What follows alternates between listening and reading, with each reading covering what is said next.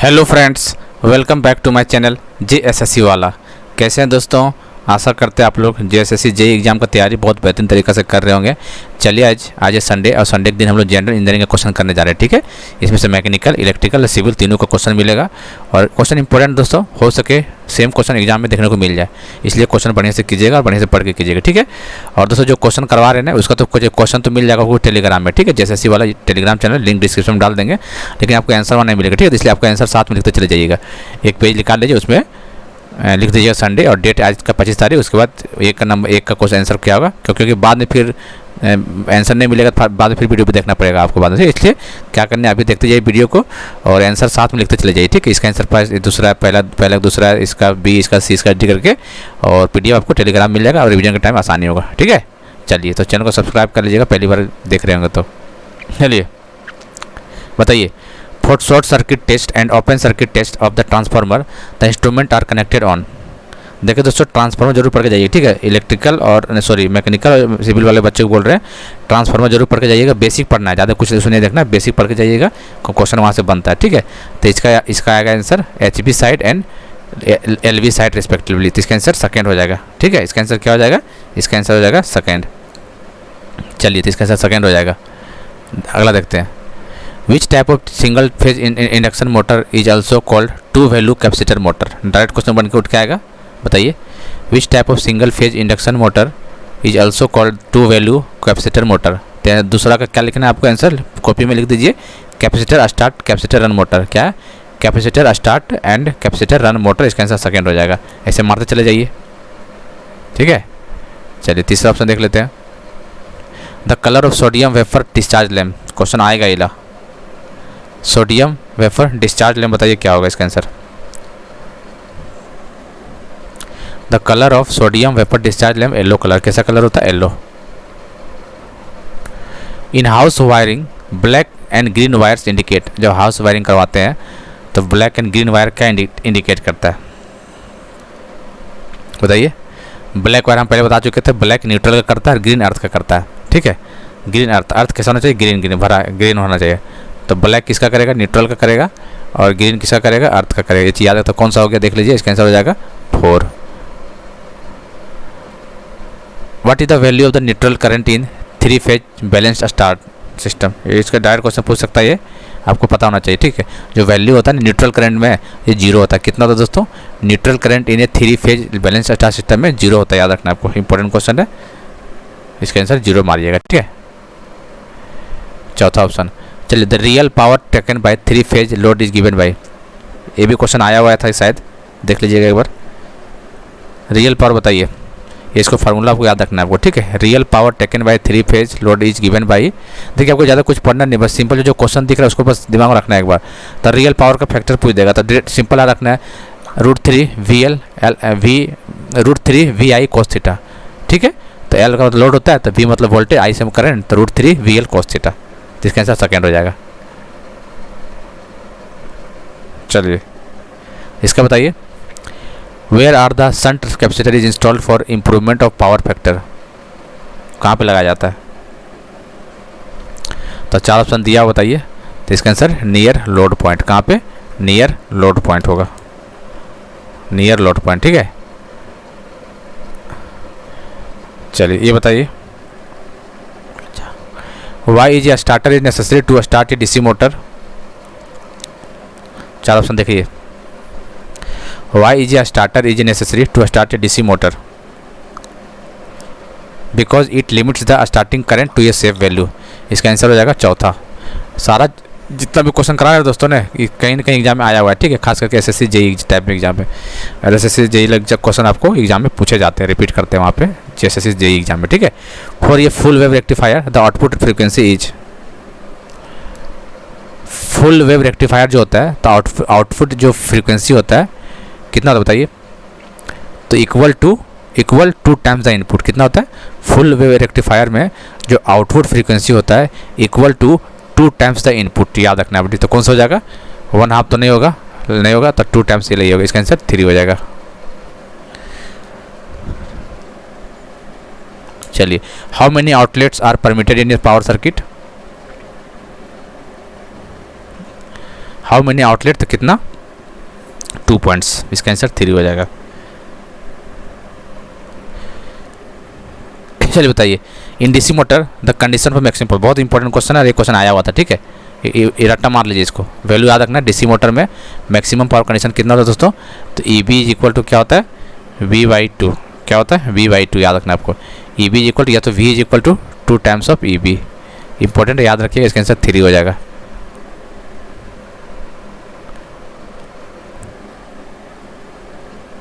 चलिए dash is usually controlled by turbine and a governor, बताइए, dash is usually controlled by turbine and a governor, कौन करता है बताइए, फ्रीक्वेंसी या पावर मीटर या करंट या वोल्टेज, तो कौन, frequency. Frequency is used usually controlled by turbine and governor, इसका आंसर 3 हो जाएगा। ठीक है, चलिए नेक्स्ट देखते हैं।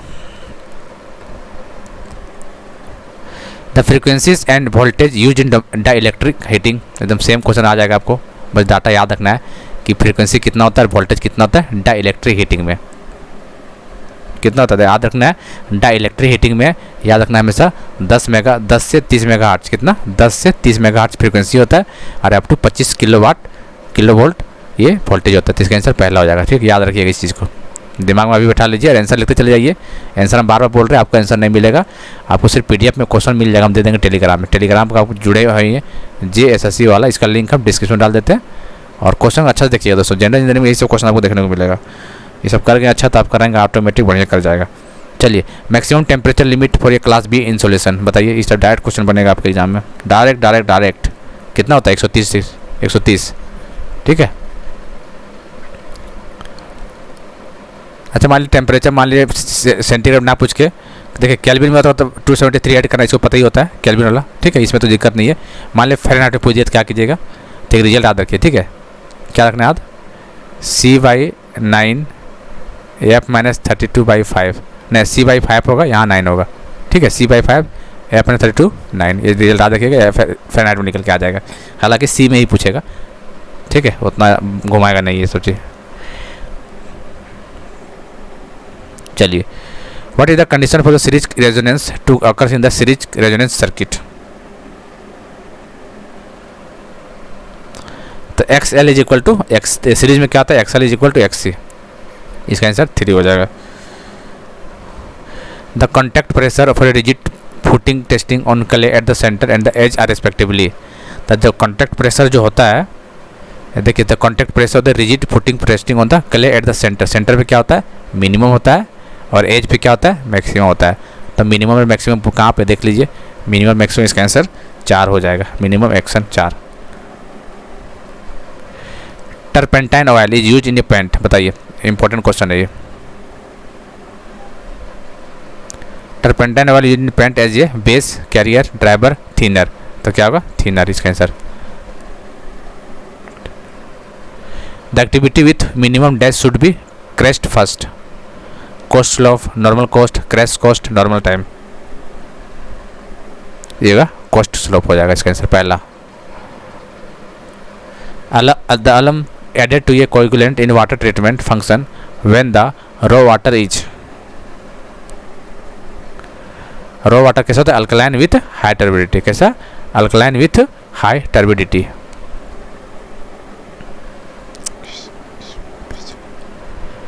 बताइए, Nagpur road plan has recommended the use of road pattern type, कैसा पैटर्न टाइप, ऑप्शन देखिए, star circular, star block, star grid, star hexagonal, तो स्टार तो सभी में आ रहा है, तो नागपुर याद रखिए ग्रिड एलायंस हो जाएगा, ठीक है, स्टार एंड ग्रिड पैटर्न के रूप।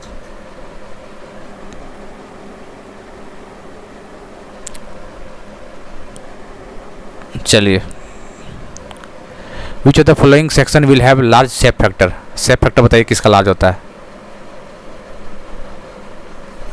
डायमंड का होता है, रेक्टेंगल का, कि आई सेक्शन का, सॉलिड सर्कुलर सेक्शन का, तो डायमंड का सबसे ज़्यादा होता है, ठीक है, I shape factor. Aeration in water is done for the removal of, बताइए क्या, colour, turbidity, hardness, bad colour, तो क्या होगा, एरिएशन बेड कलर, इसका आंसर 4 हो जाएगा। Which of the following is ये वाटर ट्यूब वाला। देखिए दोस्तों, मैकेनिकल को तो पता ही होगा बॉयलर के बारे में, लेकिन इलेक्ट्रिकल और सिविल वालों को बार बार बोल रहे हैं, आप लोग बॉयलर अच्छे से पढ़ के जाइएगा, ठीक है। बॉयलर में ज़्यादा डीप नहीं जाना, बस डिफिनेशन देख लीजिएगा।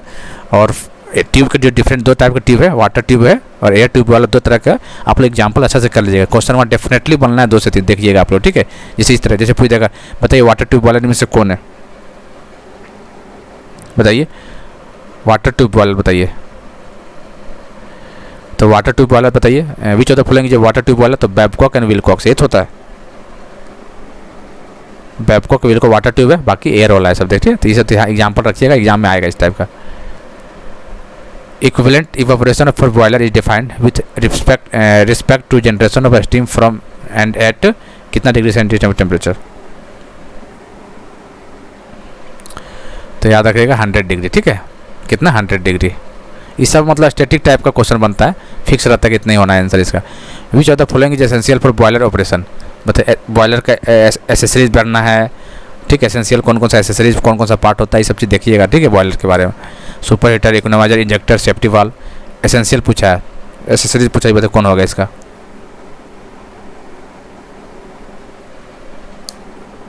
तो क्या होगा, सेफ्टी वाल्व, ठीक है।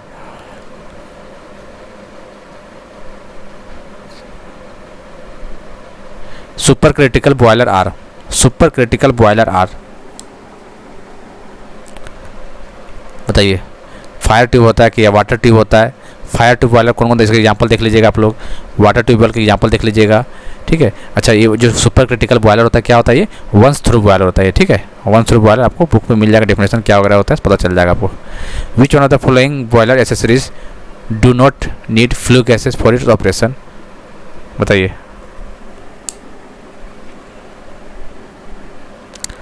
इंजेक्टर, इसका ऐसा क्या, इकोनोमाइजर, प्रीहीटर, सुपरहीटर तो नहीं होगा, injector is the right answer. The strain at right angle to the direction of the applied load is known as, क्या बोलते हैं उसको,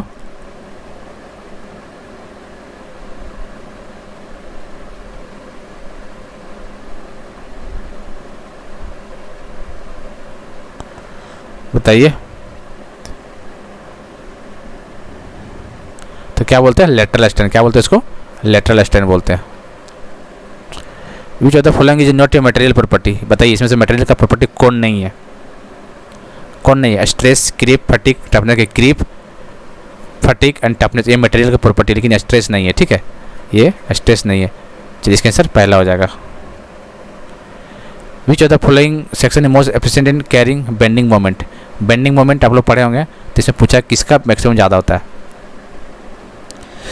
किसका होता है, रेक्टेंगुलर का होता है कि सर्कुलर का होता है, आई सेक्शन का, टी सेक्शन, डायरेक्ट क्वेश्चन पूछ देगा आपको। ये देखिए, ये पेपर 1 के लिए भी इंपॉर्टेंट है और मैकेनिकल वालों के लिए पेपर 2 के लिए भी क्वेश्चन इंपॉर्टेंट है। ये मैक्सिमम बेंडिंग मोमेंट किसका होता है, तो बेंडिंग मोमेंट जो मैक्सिमम होता है ये आई सेक्शन का ही होता है, याद रखिए, ठीक है। आई सेक्शन इंपॉर्टेंट सेक्शन होता है, जो कि बेंडिंग मोमेंट इसका ज़्यादा होता है। चलिए लास्ट बताइए। The modulus of elasticity of steel, इसको याद कर लीजिएगा, ठीक है। स्टील का कितना होता है, मॉडुलस ऑफ इलास्टिसिटी, ये पेपर 1 का भी इंपॉर्टेंट है, पेपर 2 मैकेनिकल वालों के लिए और सिविल वालों के लिए भी। बताइए, the modulus of elasticity of steel is assumed कितना होता है, 275, 300, 250, 200, तो याद रखिएगा। किलो न्यूटन पर मीटर में mm स्क्वायर जो होता है 200, modulus of elasticity of steel 200 कितना होता है दोस्तों, 200 याद रखना, ठीक है। 200 किलो न्यूटन पर mm स्क्वायर, ये किसका मॉडुलस ऑफ इलास्टिसिटी किसका होता है, स्टील का, ठीक है। चलिए दोस्तों, तो वीडियो को शेयर वगैरह कर दीजिएगा और PDF टेलीग्राम चैनल में मिल जाएगा आपको, और इसका आंसर लिख लिए होंगे ना, फिर बाद दोबारा वीडियो या कमेंट मत कीजिएगा टेलीग्राम में, इसका आंसर भी दीजिए, हम पहले बता दिए हैं, ठीक है। तो चलिए दोस्तों, शेयर भी कर दीजिएगा, मिलते हैं अगले वीडियो में।